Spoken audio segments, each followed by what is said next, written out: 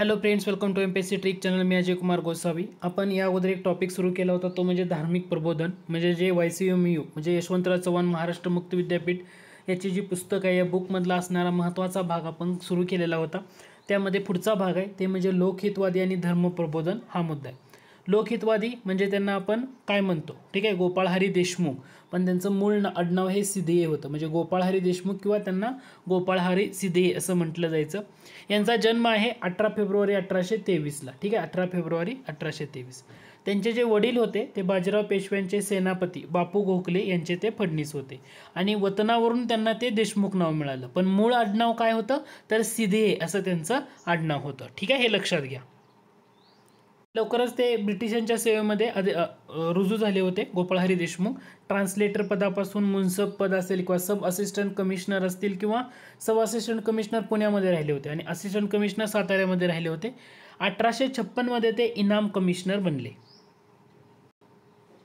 त्यानंतर तुम्हाला गोपाळ हरी देशमुख यांच्याबद्दल जर बघायला गेलं तर 1863 पासून ते स्मॉल जज बनलेले होते, स्मॉल कॉज जज म्हणून. 10 वर्ष अहमदाबादमध्ये आणि त्यानंतर जॉईंट सेशन्स जज म्हणून नाशिकमध्ये त्यांनी काम केलेलं होतं.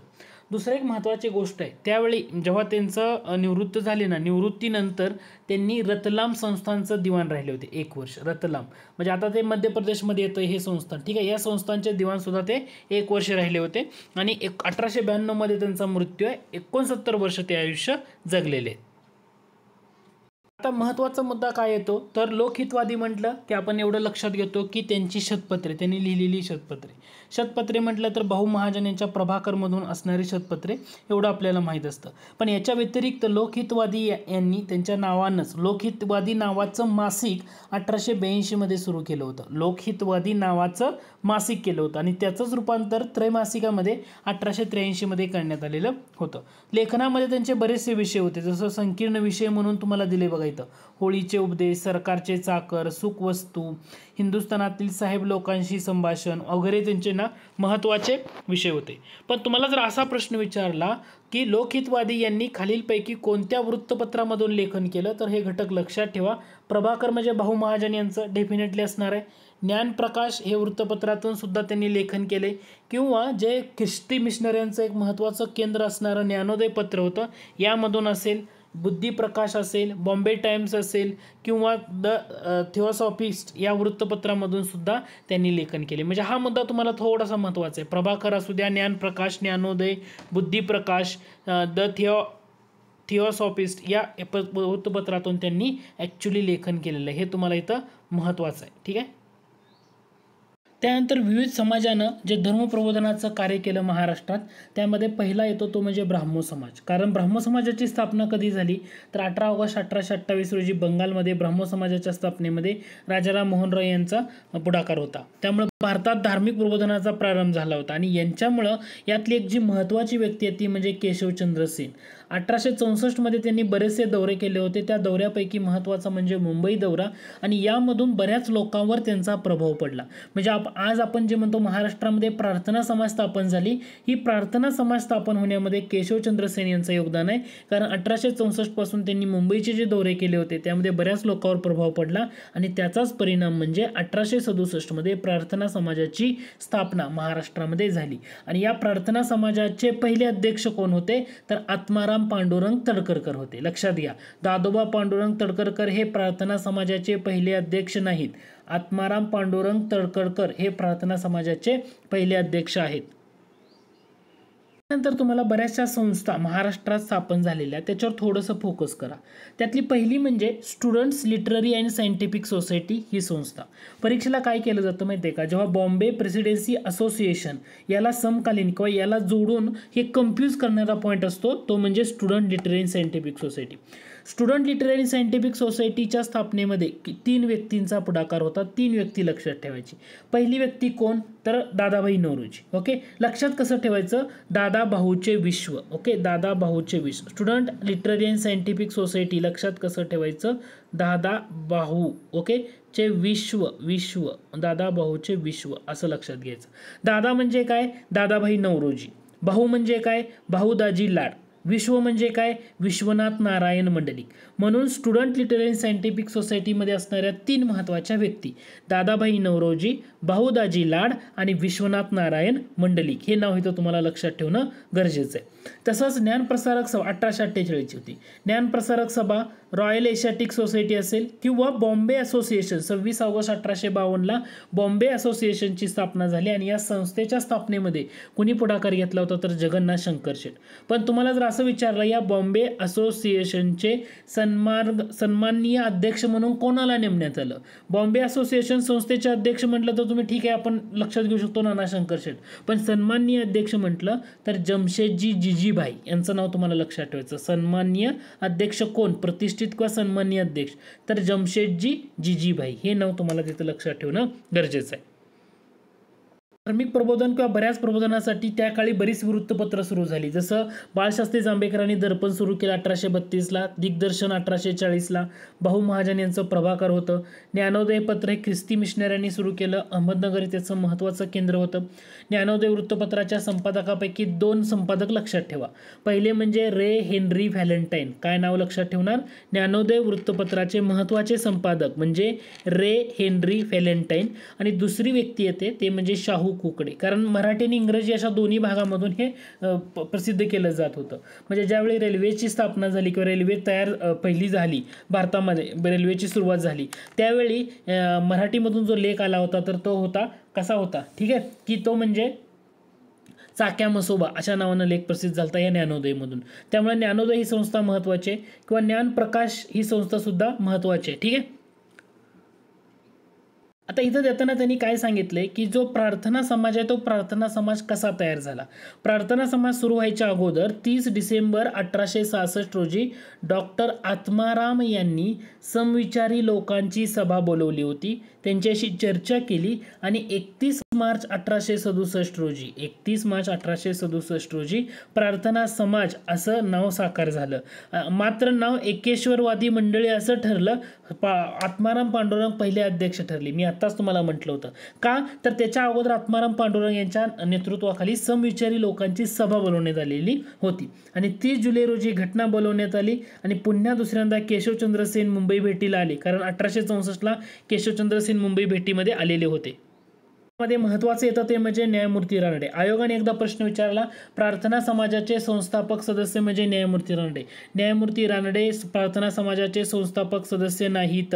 न्यायमूर्ती रानडे 1868 मध्ये प्रार्थना समाजाचे सदस्य झाले. म्हणजे मुंबई विद्यापीठाचे जे पहिले 2 पदवीधर न्यायमूर्ती रानडे त्यामधले एक महत्त्वाचे येतात. ठीक आहे. आणि प्रार्थना समाजाला न्यायमूर्ती रानडे यांनी असं म्हटलं होतं, जुन्या भागवत धर्माची शाखा.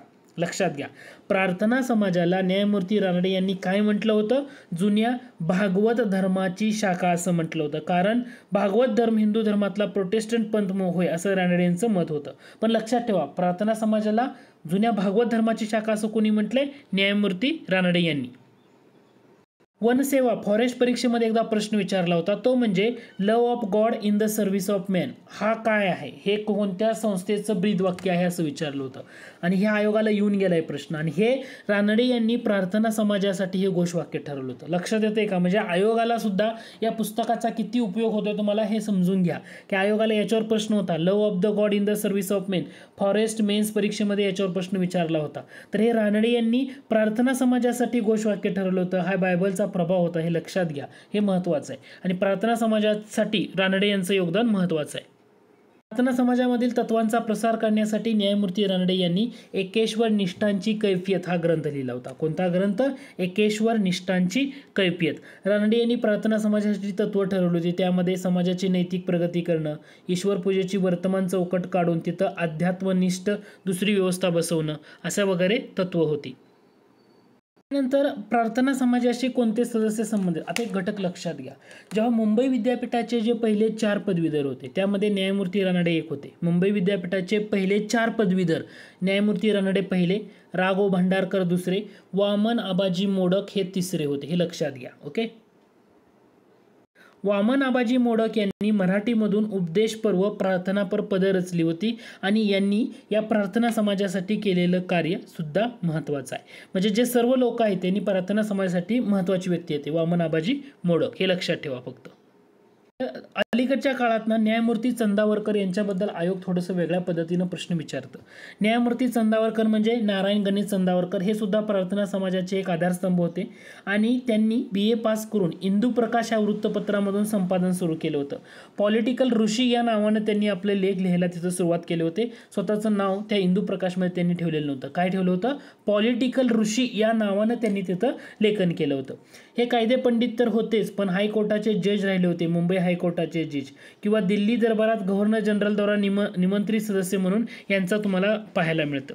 त्याचबरोबर चंदावरकर कोणत्या काँग्रेस अधिवेशनामध्ये त्यांनी भाग घेतला होता? 1885चं पहिलं काँग्रेस अधिवेशन असू द्या किंवा 1900 साली झालेलं लाहोर अधिवेशन, त्याच्यामध्ये डेफिनेटली ते असणार आहेत.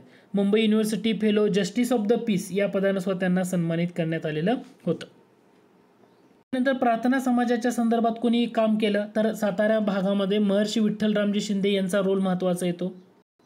महर्षी विठ्ठलरामजी शिंदे यांनी 1901 ते 1903 म्हणजे अगोदर त्यांनी त्यांचा जो कार्यकाळ म्हणजे त्यांची डिग्री कंप्लीट झाल्यानंतर प्रार्थना समाजाकडे ते आकृष्ट झालेले होते. पण त्यानंतर 1901 ते 1903 त्यांना इंग्लंडमध्ये जावं लागलं होतं अभ्यास करण्यासाठी आणि त्या ठिकाणी नोकरी न करता ते पुन्हा भारतात आले होते आणि भारतामध्ये येऊन त्यांनी प्रार्थना समाजाचा प्रसार करण्यामध्ये महत्त्वाचा रोल निभावलेला होता. म्हणून महर्षी विठ्ठलरामजी शिंदे म्हटलं तर ही सुद्धा व्यक्ती प्रार्थना समाजाशी संदर्भामध्ये येते. त्यानंतर प्रार्थना समाजापासून ते अलग का झाले? कारण जेव्हा लोकमान्य टिळकांना अटक झाली तेव्हा त्यांनी प्रार्थना समाजामध्ये प्रार्थना सादर केली होती त्या ठिकाणी. त्याच्यामुळे त्यांनी प्रार्थना समाजापासून ते थोडेसे दूर होत गेले कारण बऱ्याच लोकांचा रोष त्यांनी उडवून घेतलेला होता. पण या अगोदर त्यांनी महत्त्वाचं म्हणजे Akhil Bharatiya depress class mission म्हणजे 18 October 1906ला Akhil Bharatiya depress class mission 18 October 1906ला त्यांनी स्थापन केलं होतं आणि बराचसा कार्य त्यांनी या संस्थेच्या माध्यमातून अस्पृश्य लोकांसाठी केलेलं आहे. त्यानंतर जे तुम्हाला काही प्रश्न दिलेत बघा. डॅश डॅश यांनी बंगालमध्ये ब्राह्मो समाज स्थापन केला. आता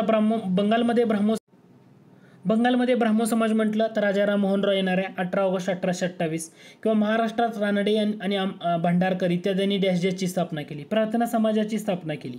तिसरा घटक बघा आयोगाला प्रश्न विचारलाय. हे प्रार्थना समाजाचे पहिले अध्यक्ष झाले. पहिले अध्यक्ष कोण झाले? आत्माराम पांडुरंग तडकरकर, दादोबा पांडुरंग तडकरकर नाही, आत्माराम पांडुरंग तडकरकर प्रार्थना समाजाचे पहिले अध्यक्ष झाले. त्यानंतर इथे एक पुढे प्रश्न दिलाय. डॅश डॅश यांनी सातारा भागामध्ये प्रार्थना समाजाचं कार्य जिद्दीने केलं. कुणी केलं? तर डेफिनेटली महर्षी विठ्ठलरामजी शिंदे यांनी सातारा भागामध्ये प्रार्थना समाजाचं कार्य केलं. म्हणजे छोटे छोटेच प्रश्न आहेत पण तुम्ही महत्त्वाचं आहे. किंवा प्रार्थना समाजाचे मोठे आधारस्तंभ होते. मोठे आधारस्तंभ कोण होते प्रार्थना समाजाचे? न्यायमूर्ती रानडे, महत्त्वाचा रोल आहे ओके प्रार्थना समाजामध्ये. त्यानंतर दुसरी एक महत्त्वाची अपडेट म्हणजे अनअकॅडमी भारतातलं सर्वात मोठं ऑनलाईन लर्निंग प्लॅटफॉर्म आहे. या ठिकाणी आपले फ्री लेक्चर्स होत असतात. तुम्ही नक्की जॉईन करा. गुगल प्ले स्टोअरवर जाऊन अनअकॅडमी ॲप डाउनलोड करा.